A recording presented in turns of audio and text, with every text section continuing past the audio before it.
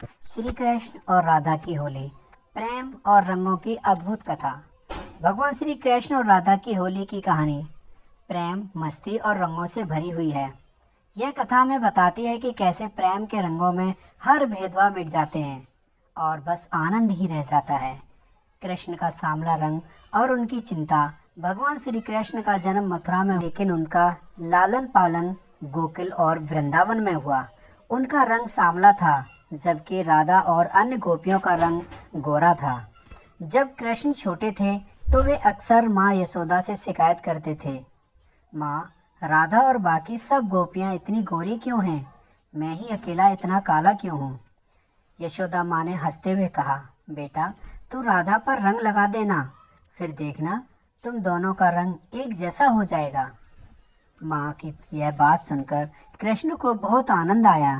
वे अपनी सखाओं के साथ ढेर सारे रंग लेकर बरसाना पहुँच गए, जहाँ राधा अपनी सखियों के साथ होली खेल रही थी। कृष्ण ने अचानक राधा पर रंग डाल दिया।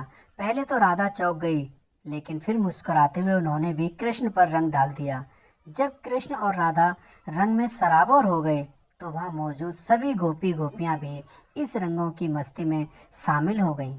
सबने मिलकर इतना आनंद मनाया कि यह परंपरा हर साल बरसाने और वृंदावन में दोहराई जाने लगी। बरसाना की लठमार होली। इस घटना के बाद कृष्ण और उनके सखा हर साल नंदगांव से बरसाना आते और वहां गोपियों के साथ होली खेलते। लेकिन गोपियां भी कम नहीं थीं। वे लाठियां लेकर तैयार रहती और जब गोपाल बरसाना में रंग खेलने आते तो गोपियां उन पर लाठियां बरसाने लगती। यही परंपरा बाद में लठमार होली के रूप में प्रसिद्ध हो गई, जो आज भी बरसाना और नंदगांव में धूमधाम से मनाई जाती है। प्रेम और रंगों का संदेश। श्री कृष्ण और राधा की होली केवल रंगों का त्योहार नहीं थी, बल्कि यह प्रेम, मस्ती और भेदभाव मिटाने का संदेश भी देती थी। इस कथा से हमें ये सीख मिलती है कि प्यार में कोई ऊंच नीच, गोरा काला या भेदभाव नहीं होता। सब रंगों की तरह एक हो जाते हैं।